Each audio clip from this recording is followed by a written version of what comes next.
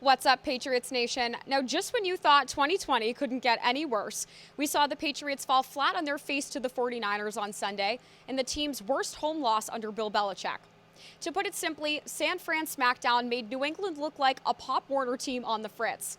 That loss making this Sunday's matchup against the AFC-East leading Buffalo Bills a do-or-die situation where one of two scenarios could unfold. We're either going to have a bad case of deja vu or a season-saving comeback win on our hands. Either scenario could happen for multiple reasons, so let's break it down. First things first, let's take a moment to process just how pivotal this Week 8 matchup is. It's essentially a must-win for New England, who now sits in third place in the AFC-East, coming off 3 consecutive losses for the first time since 2002, placing them at a sad 2-4 record. The Bills are currently 3.5 favorites over the Patriots, just the 4th time in 41 games Buffalo is favored over Belichick, and with good reason. 3 main reasons to be exact. Reason number 1, pointing at the man formerly known as Superman, whose powers are currently undergoing severe mechanical issues at the moment. Cam Newton has thrown 5 interceptions with 0 passing TDs in his last 2 games. Not a stat you ever want to see, especially not from your biggest offensive weapon. Also another sad fact, but we'll get to that.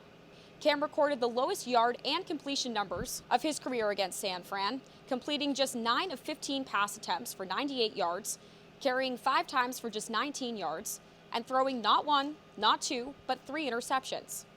Reason number 2 targets Newton's overwhelming lack of talented targets. Their production is as non-existent as Bill Belichick's facial expressions. Newton's top 2 targets, Julian Edelman and N'Keal Harry, are simply non-factors at this point. And although okay in the production department, Damiere Byrd and Jakobi Meyers aren't going to cut it. The only offensive bright spot has been Damian Harris, who should be the starter moving forward, no question. Why he wasn't this past Sunday is a serious head-scratcher. The Pats currently have no offensive rhythm, and they won't find it if they don't start establishing positional consistency. And speaking of head-scratchers, where's James White been? And side note, I know you're thinking, what about the November 3rd trade deadline? Shocker, Belichick was hush-hush about what, if anything, he has in the works. And reason number 3, the Patriots defense mirrored the Patriots offense in a rare but extremely poor performance. The Pats D allowed the 49ers to rush for 197 yards.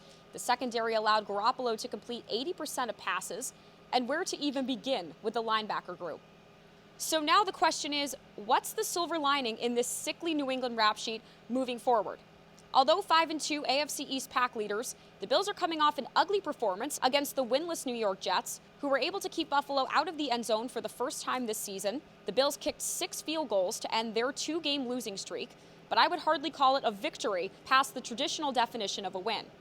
Mobile quarterback Josh Allen still finished with 30 of 43 for 307 yards, 112 of them to wide receiver Cole Beasley. And wide receiver Stephon Diggs, normally the Bills' number 1 offensive superstar, caught just 6 of 11 targets for 48 yards on Sunday, which is definitely alarming. And Buffalo's defense, normally strong, just hasn't been up to par over the past few weeks. So if I haven't already said it enough, let me say it one more time for the people in the back. This is a make-or-break game for New England. If they can pull off this win, their chances of eventually wearing the AFC East crown are still alive, given the fact that they still have 5 divisional matchups, including 2 against the winless Jets. But if they can't pull off a win, their playoff chances essentially evaporate, making spooky season and all of 2020 even scarier for all of us here in New England. In Foxborough, Alexi Iafrato, the Boston Herald.